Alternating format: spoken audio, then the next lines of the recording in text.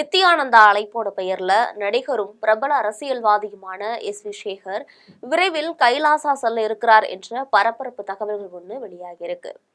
தமிழக போலீசாரால் நீண்ட காலமாக தேடப்பட்டு வரக்கூடிய குற்றவாளிதான் நித்யானந்தா.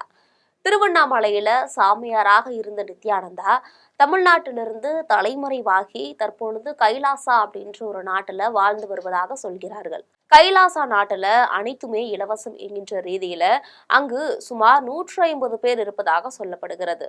இந்த நிலையில நித்யானந்தா அவ்வப்போது ஏதாவது ஒரு பரபரப்பான வீடியோக்களை வெளியிட்டு வருவாரு.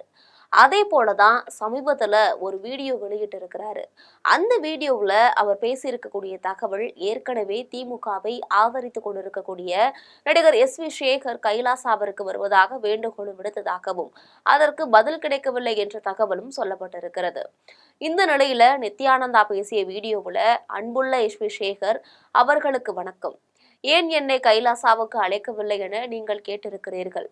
உங்களை எனக்கு மிகவும் பிடிக்கும். 25 ஆண்டுகளுக்கு முன்னால் நீங்கள் என்னிடம் கொடுத்த ஒரு புகைப்படத்தை இன்றைய தினமும் என்னுடைய பூஜை அறையில் வைத்து பூஜித்து வருகிறேன். அதனை உங்களிடத்தில் காண்பிப்பதற்காகவாவது நிச்சயமாக உங்களை நான் கைலாசாவுக்கு அழைப்பேன். தற்போது சில வேலைப்பளு மற்றும் சமூக காரணங்களால் உங்களை கைலாசாவுக்கு அழைத்து வர முடியவில்லை. அதே நேரத்துல விரைவில் கைலாசாவுக்கு நீங்கள் வருவீர்கள், அதற்கான அழைப்பு உங்களுக்கு அனுப்பப்படும் என பேசியிருக்காரு. இந்த ஒரு வீடியோ இப்பொழுது இணையதளங்கள்ல வைரலாகி வருகிறது. தற்பொழுது திமுக ஆதரவாளராக இருக்கக்கூடிய வி சேகர் நித்யானந்தாவுடன் எப்படி பேசலாம்?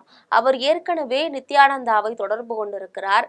அப்படியானால் எப்படி தொடர்பு கொண்டார் என கேள்விகள் எழுப்பிய வண்ணம் இருக்கிறார்கள் என்பது முக்கிய செய்தியாகும்.